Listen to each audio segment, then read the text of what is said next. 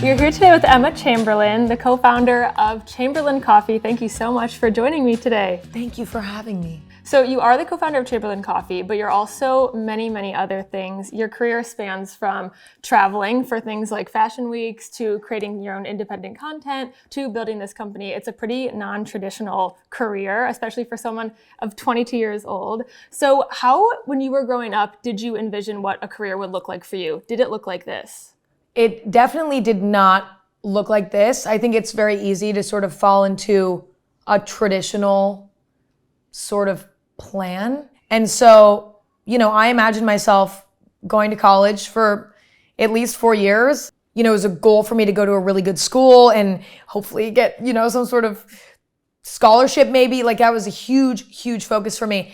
And then, I had a few job interests. I was really interested in math and science. So I was considering, I actually wanted to be an anesthesiologist for a little bit because I was like a little too young to understand that that's a really complicated job.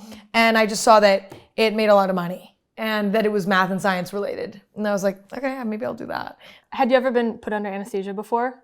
Yes, and that's actually one of the other reasons why I kind of wanted to do it, because my anesthesiologist gave me such a great experience. He played a music video for me while I was going under, and then I woke up and it was like nothing ever happened, and he really calmed my anxiety as an anxious person. So I was very grateful for him. But again, I'm kind of glad I didn't do that. I don't know how that would have worked out for me. In your early days creating YouTube videos, you really kind of stumbled upon editing and shooting style that really ultimately skyrocketed your success. Walk me through those early days and kind of finding your niche on such a saturated and growing platform at the time.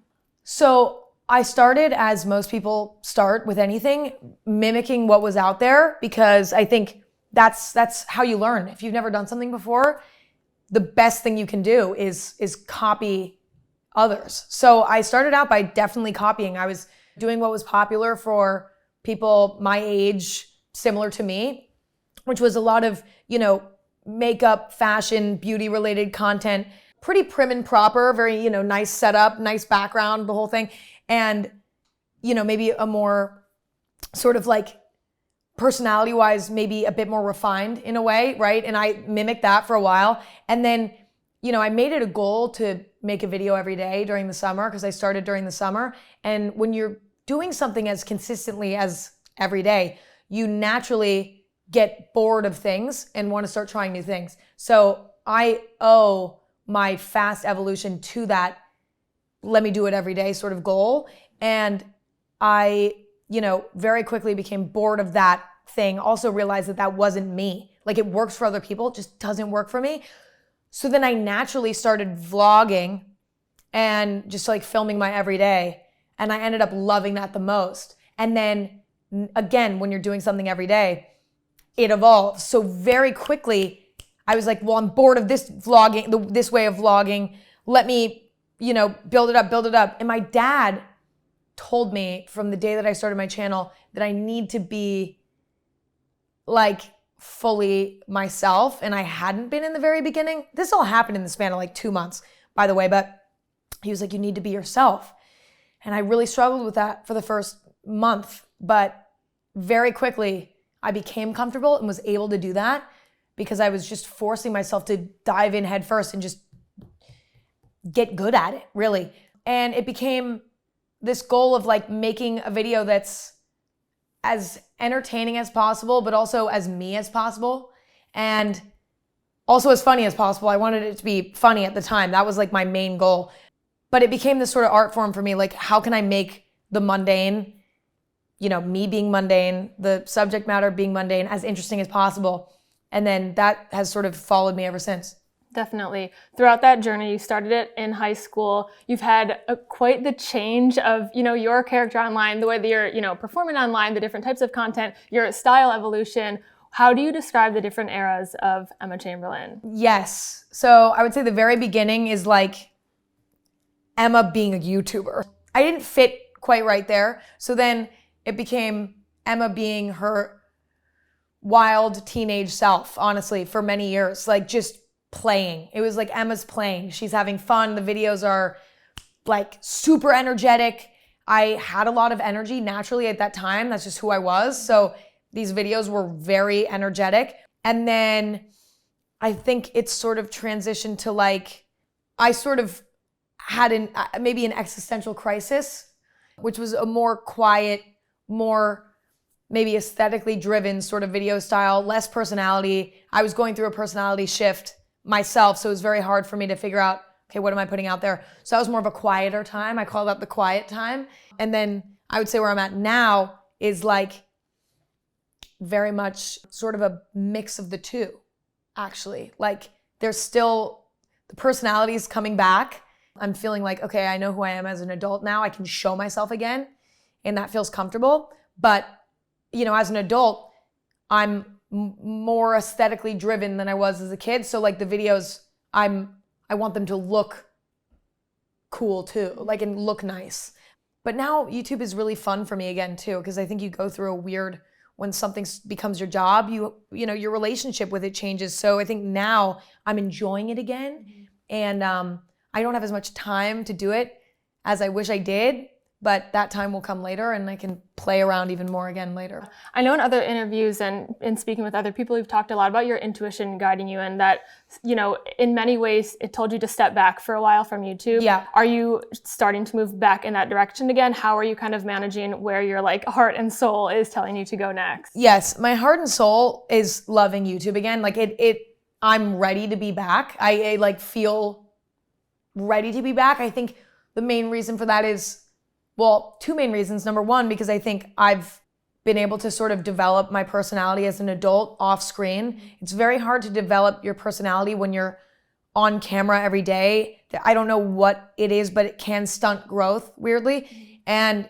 I felt that intuitively. And I was like, I need to transition from being a teenager to being an adult by myself for a minute. Like I have to, because I only know how to be on camera as a teenager.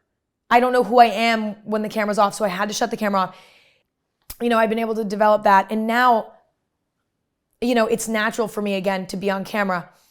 But on top of that, you know, I've been able to diversify sort of my businesses and things like that so that I have a bit more space to change myself on YouTube.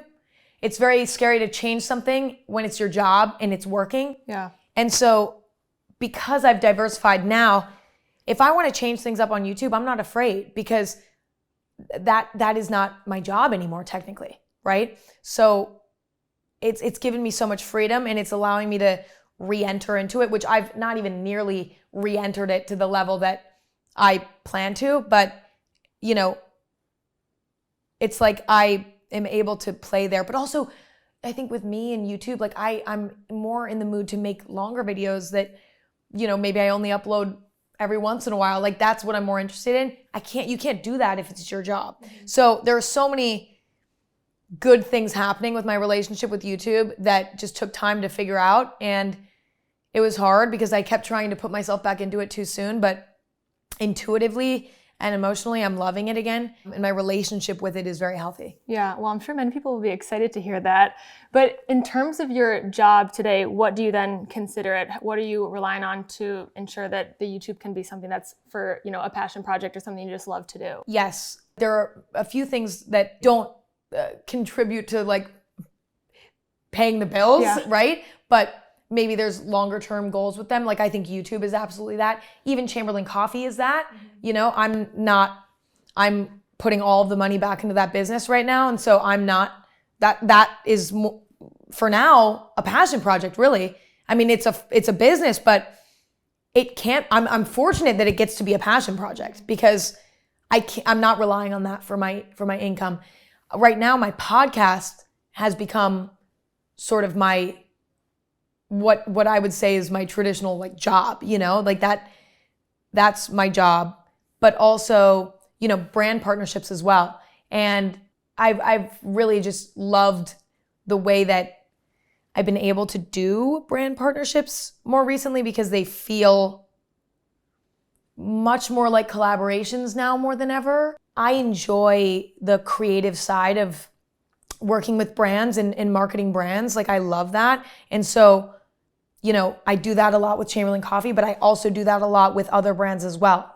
Figuring out creative ways and intriguing ways to market product. That passion, it was unexpected, but has become something that I love. I definitely want to ask about that because I think that the way that you've worked with brands like Levi's, Aritzia, Louis Vuitton, all these kind of fashion houses that have their own marketing teams, their own kind of ideas of where they want to take their campaigns and their partnerships and things like that. What is your role when you come into partnerships like that? How do you ensure that anything that you're doing is still really, keyed in on like what the Emma Chamberlain brand is, even though it is partnering with these other major companies?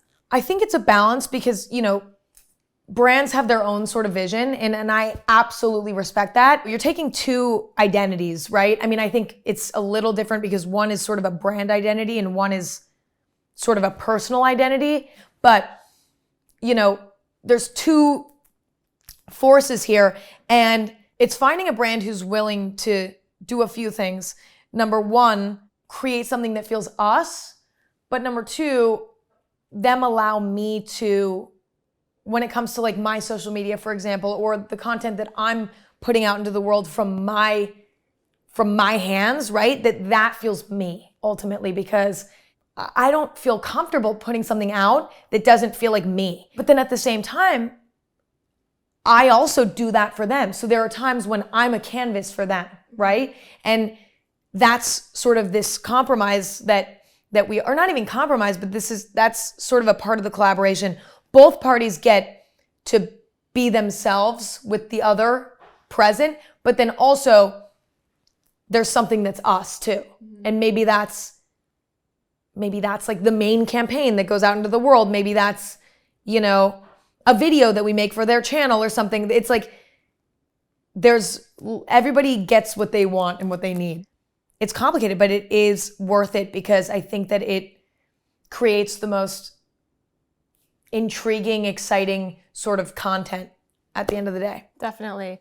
Building your own brand then, Chamberlain Coffee, I'm sure that it's a different experience coming into, whether it's a marketing campaign or a social media post or all the packaging of the coffee and all those sorts of things.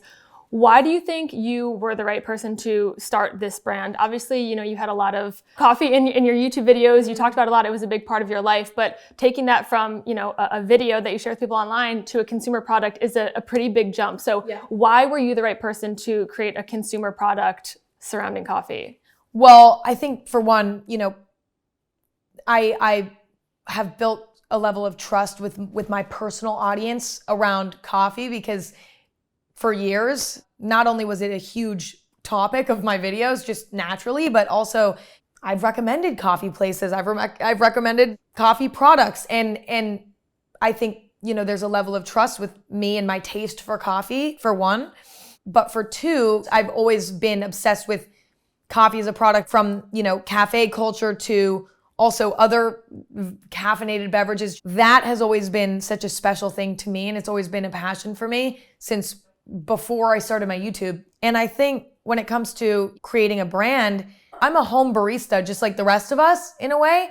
And what was inspiring to me was like, how can I create a brand that feels bright, feels fun, feels playful, feels inviting? And also when it comes to even developing the blends, creating something for my generation, also creating something that's approachable, but also something that feels like it's for everyone in a way, like even flavor profile wise. Coming from the creative side of things, so having that experience in YouTube and content creation and marketing and branding and the ways that you did, what were the steps that you had to take to ensure that you did have people who were qualified to like allow you to create a product that people would consume? Because there are so many regulations that come with that. Many steps through the process, whether it is like ingredients, even manufacturing and packaging. What were the steps that you had to take to build a team that you could really come together to build a product like this? Yes. Well, I think it is really filling the gaps. Like when, I have maybe the creative vision, I have maybe the overall vision, but I can't do it all. As you're building the business, you're slowly but surely, almost like chaotically figuring out what you need next, Like, okay, the first step was finding a company that already exists that could help to create basically coffee pros who can roast the beans in the exact way that I want them so that it can taste exactly how I want it to taste. And so it was finding that. And then it was working with investors so that we had the money to eventually rebrand. And then when we were rebranding, it's finding, creative illustrators and people like that to come in and build it out.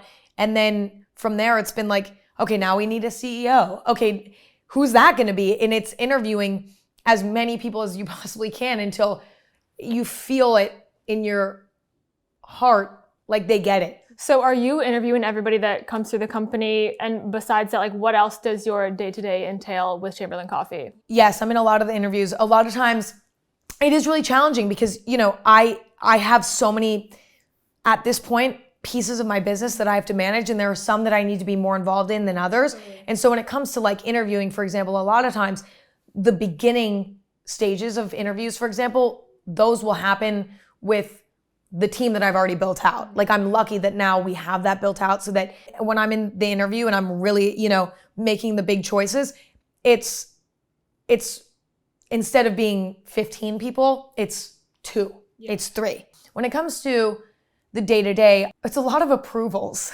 It's a lot of things coming in from the team that we've built, whether it's like creative concepts for shoots or for, campaigns or for product or for, whatever it may be. And it's comes to me, I send my notes, I maybe send a completely new idea. I'm like, no, it's this actually. And then it's a back and forth like that a lot of times. And what's interesting is, I'm obsessed with retail strategy. Like I love that journey as well. Well, I'm excited to hear that you are passionate about the retail strategy because that is something I want to talk about too. Moving into places like Walmart, Whole Foods, you are in multiple stores right now. Why was that something that you guys wanted to prioritize, and what has that process been like, moving, like you said, from just D2C to these multiple different avenues now? D2C businesses for a long time, it was almost like the trend, right? Like sort of really leaning into social media marketing and really leaning into D2C. That was sort of the structure of the moment, especially like, what was it? During COVID, I would say for sure that was what it was. And then, coming out of COVID, it was like, okay, what do we do now? Do we want to keep that?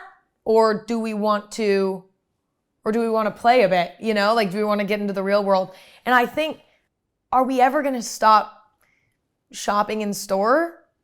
I don't think so. I love going to the store. I mean, maybe one day it will completely not exist. We'll never go to a grocery store again.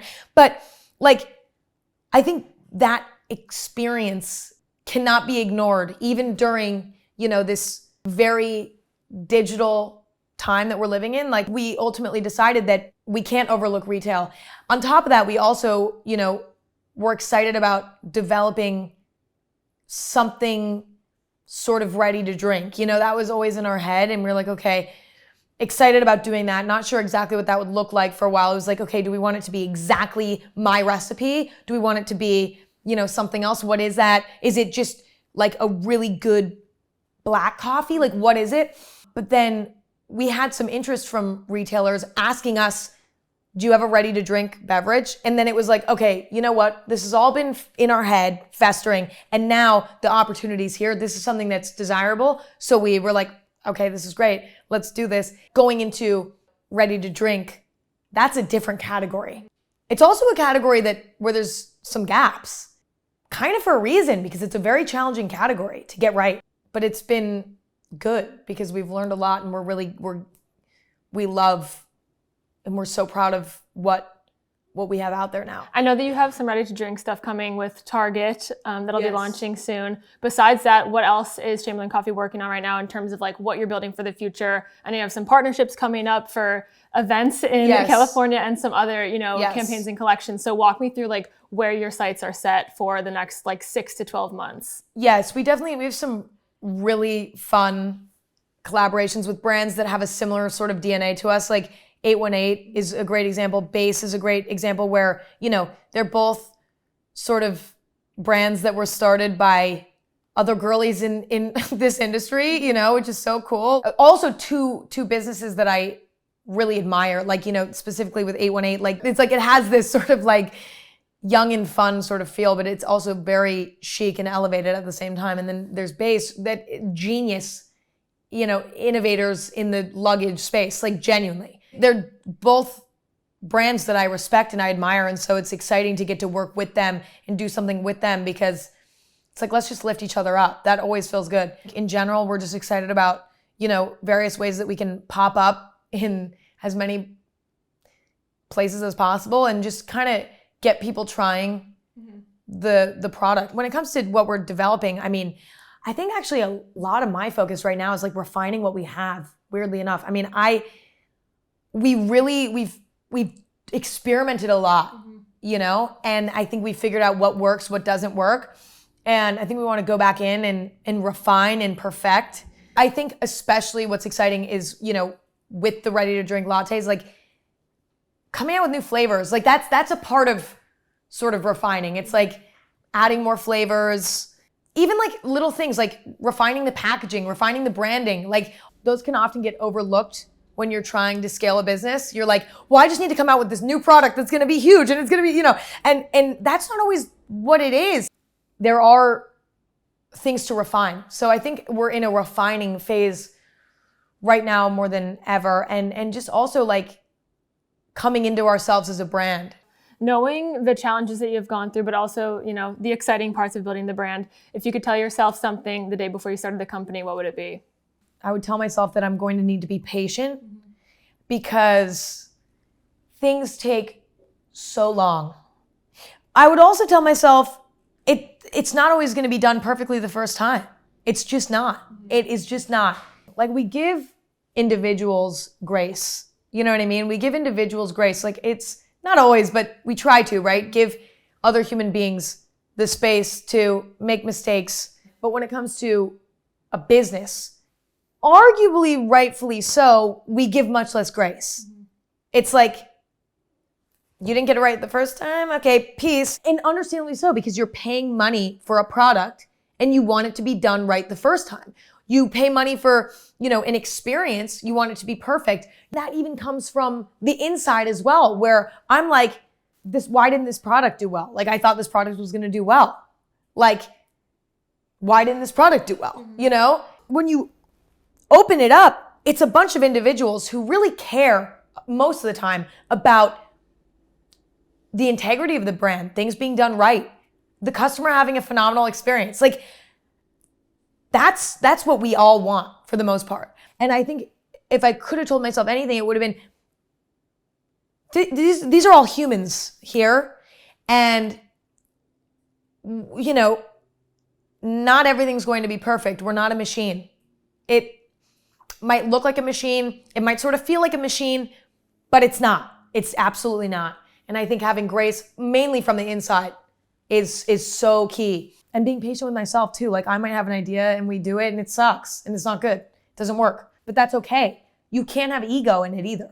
Which luckily that's one thing I never did. I think I've always leaned closer to imposter syndrome than, ego. But I've definitely seen it as a machine and I've had to grow out of that for sure.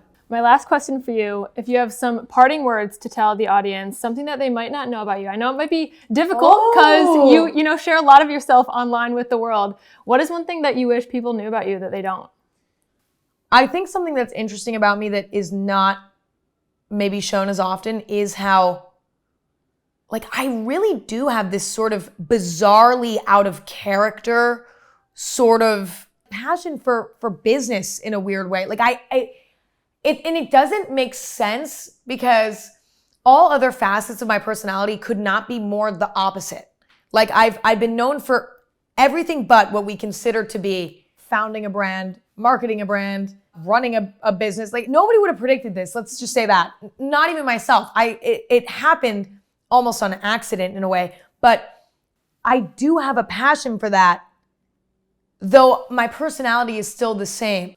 Nobody's looking at me and saying, well, that's a businesswoman. Like when they talk to me, it's like, of course not. That's just not my personality. There is a personality, a stereotype that we associate with that. I just don't have that. I never will. And I don't have that now because of this sort of newfound passion in this experience. But like that's genuinely a passion for me. And I think most people, maybe people wouldn't know that. It's very common to see, the career trajectory that I've had. A lot of people start businesses who start in maybe entertainment and then start a business. It's very common. And there is sort of a stigma around it, like, well, it doesn't mean that you're passionate about the business. I don't know how, I don't know why, I don't know where, but it's the passion is there. I really am genuinely passionate about the journey of building a business in every single little corner of that. Well, thank you so much for chatting with me about all of this. I'm super excited to see Thank where the you. brand and your career goes, and to see you on YouTube again soon, more regularly. I know you've been on a little, but thank you so much for taking the time to chat. Thank you.